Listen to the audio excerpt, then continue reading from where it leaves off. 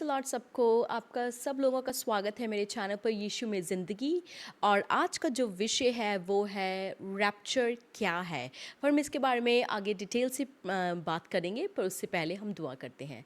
Thank you father, thank you Jesus. पिता परमेश्वर, हम धन्यवाद करते परमेश्वर, इतना अच्छा समय दिया परमेश्वर हमें यहाँ पर। परमेश्वर इस मैसेज को परमेश्वर आपके हाथों में सौंपते हैं खुदा। परमेश्वर पवित्र आत्मा, हम आपको अपने अपने बीच में बुलाते हैं। ये जो मैसेज है आपके लोगों को आशीष में बने उनके लिए परमेश्वर, और जो जो ये वीडियो देख रहे हैं परमेश्वर, ये जो मैसेज है परमेश्वर उनकी ज़िंदगी में काम करे और उन्हें बहुत आशीष करें खुदा, उन्हें आशीष करें खुदा। और धन्यवाद करते हैं परमेश्वर, इस दुआ को यीशु मसीह के नाम से मानते हैं, आमीन।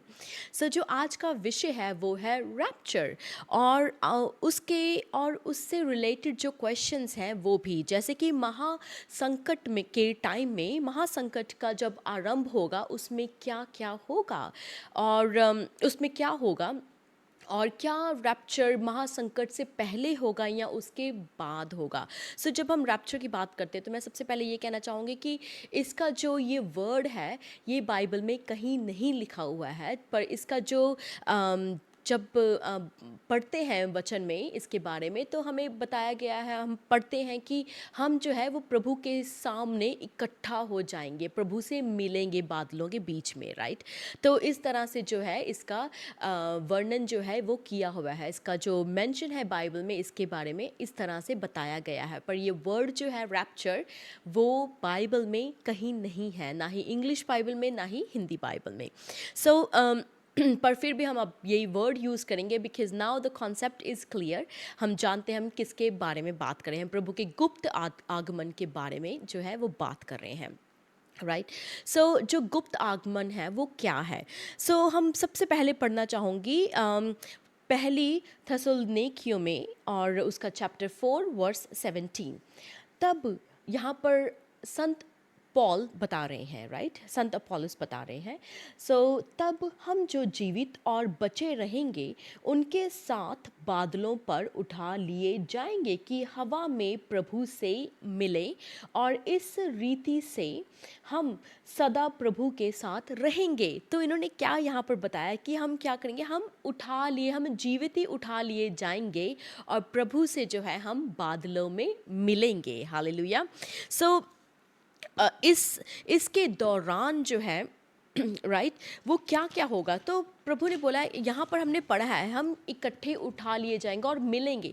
सो हम इकट्ठे किसके साथ और कौन कौन होगा हमारे साथ, राइट, जब हम प्रभु से मिलेंगे। तो हम इसी बुक का जो फर्स्ट थेसलोनियंस है, राइट, इसका पढ़ेंगे हम चैप्टर 4, बट इस बार हम वर्स 16 to 17 पढ़ेंगे। सो इसका वर्स 16 कहता है, क्योंकि प्रभु आप ही स्वर्ग से उतरेगा, उस समय ललकार और प्रधान दूत का शब्द सुनाई देगा और परमेश्वर की तुरी फूंकी जाएगी, और जो मसीह में मरे हैं वे पहले जी उठेंगे।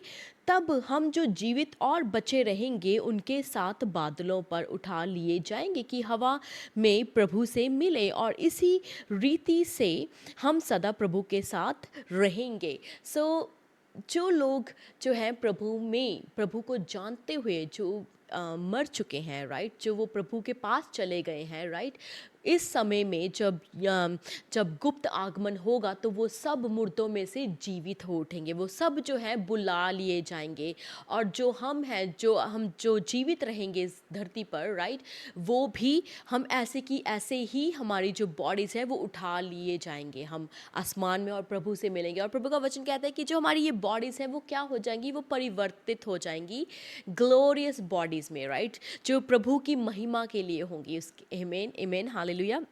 सो इसी रीति से प्रभु का जब आगमन होगा, जो उसका गुप्त आगमन होगा, वो इसी रीति से होगा कि हम सब प्रभु के साथ उठा लिए जाएंगे। उसके धुनी की आवाज़ सुनते, ट्रम्पेट की आवाज़ सुनते ही हम सब जो है वो उठा लिए जाएंगे, आंख झपकते ही हम उठा लिए जाएंगे, प्रभु का वचन कहता है, और हम प्रभु यीशु से बादलों के बीच में मिलेंगे। सो इस विषय में मैं कहना चाहूँगी कि मैं एक और वचन पढ़ना चाहूँगी कि जो मत्ती की किताब है, यहाँ पर प्रभु यीशु मसीह ने बोला है, राइट, जो मत्ती की किताब है उसका 24th चैप्टर और उसका जो वर्स है वो है 40 to 42।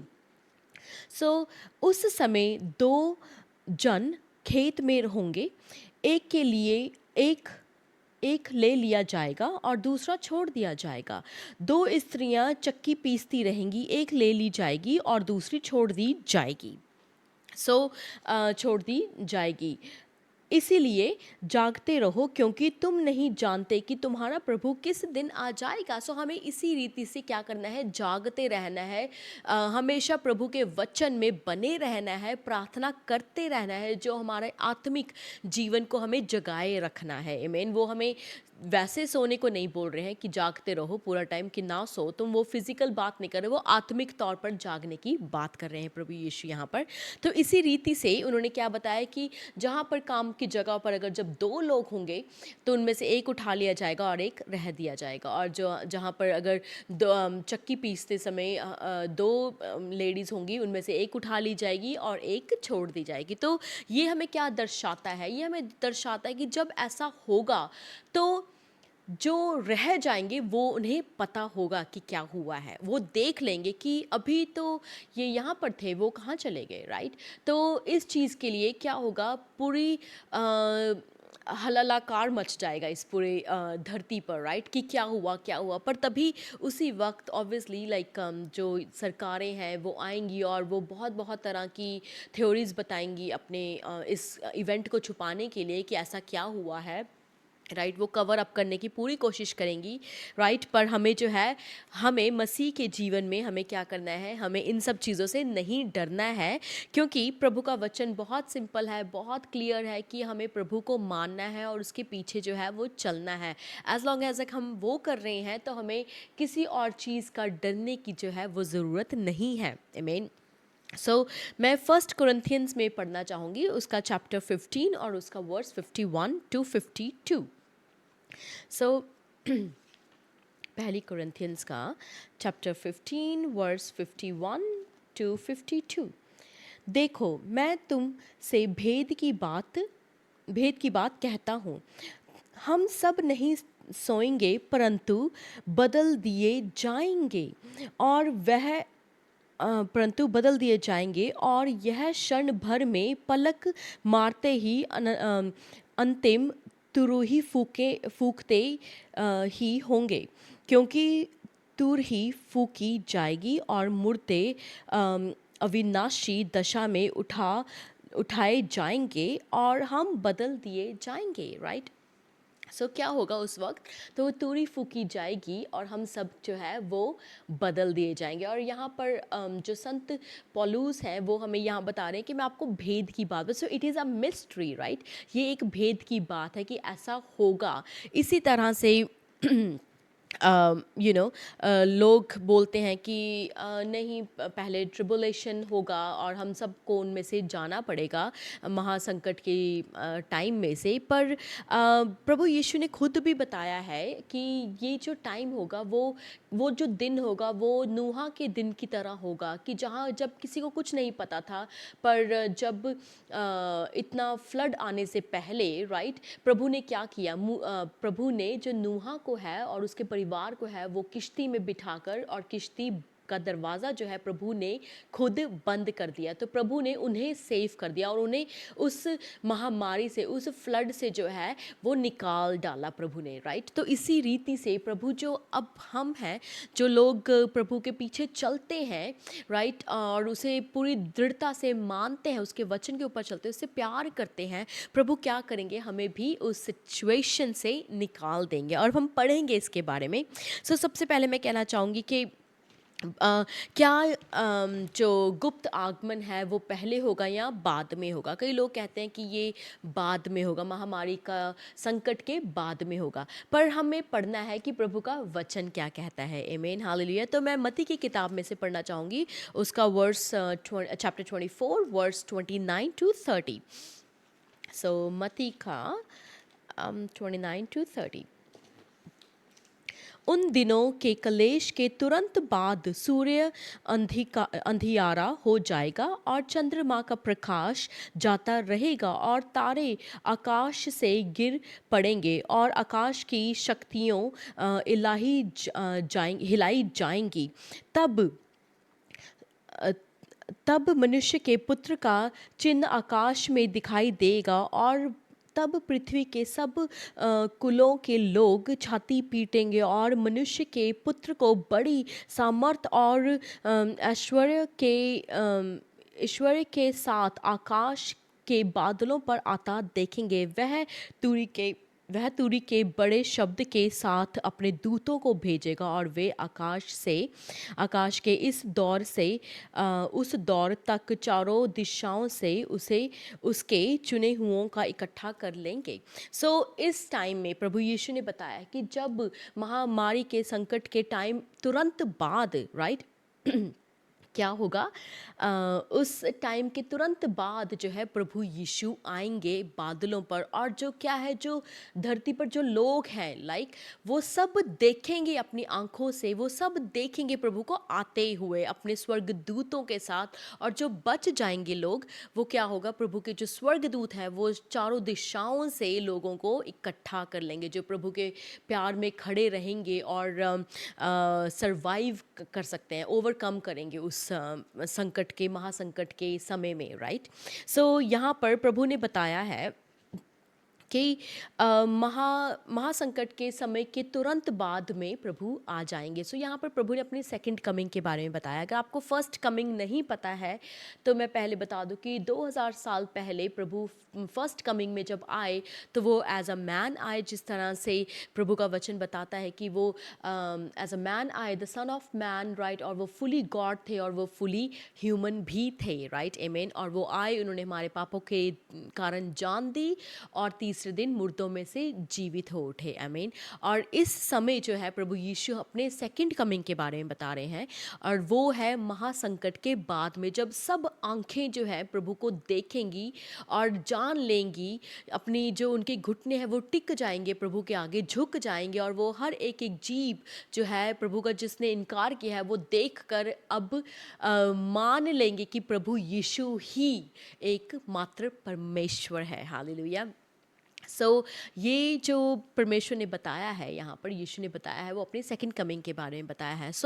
अगर आप ध्यान दीजिए, अगर प्रभु ने गुप्त आगमन का विषय किया है, वचन बताता है हमें गुप्त आगमन के बारे में, तो गुप्त आगमन अगर बाद में होगा, राइट, अगर उस महासंकट के बाद में होगा, तो हम सिर्फ उठाए लिए जाएंगे और प्रभु से बादलों में मिलेंगे और वापस फिर आ जाएंगे, क्योंकि उस वक्त सब, प्रभु का वचन यहाँ पर बताता है क्लियरली कि जो बाकी लोग हैं वो देखेंगे, राइट।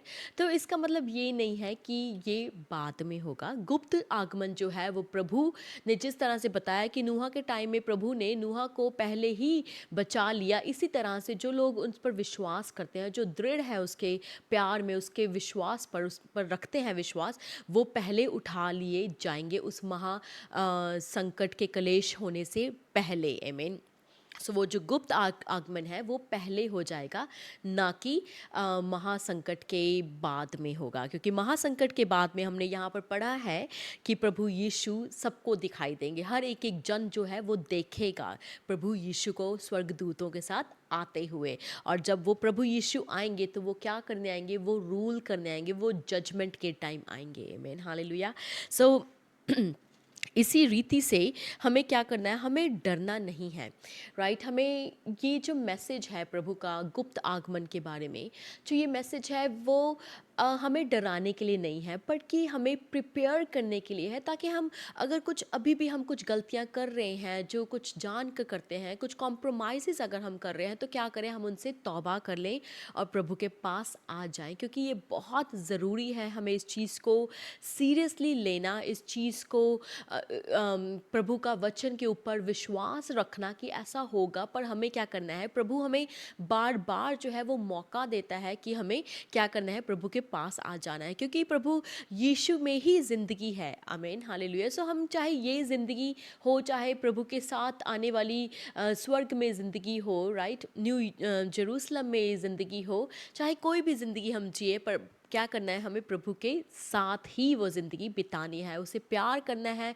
उसी रीति से जिस तरह से वो हमसे प्यार करता है। सो आई होप आपको ये मैसेज पता चला हो, और जो सारे डाउट्स हैं, अगर कोई वचन के बारे में लोगों को जैसे होते हैं कई बार कि ये पहले होगा गुप्त आगमन के बाद में होगा, तो आई होप ये सब इस वीडियो में आपको क्लियर हो गया कि जो गुप्त आगमन है वो पहले हो जाएगा, महासंकट के टाइम के आने से पहले, जो 7 साल का वो संकट आएगा उससे पहले जो है अम, ये गुप्त आगमन हो जाएगा। प्रभु अपने लोगों को, अपनी कलीसियाओं को जो तैयार बैठे हैं उनको क्या है वो ले जाएगा। आमीन, हालेलुया। पलक झपकते ही हम प्रभु के सामने उससे आसमान में मिलेंगे। आमीन, हालेलुया। पर उससे पहले हमें एक और जो मसीह जीवन है, जो हमें प्रभु ने आज्ञाएं दी हैं, उसे भी मानना है, और जो प्रभु का जो वचन है, आमीन, हम सबकी रिस्पॉन्सिबिलिटी है उसे बताना। प्रभु का वचन जो है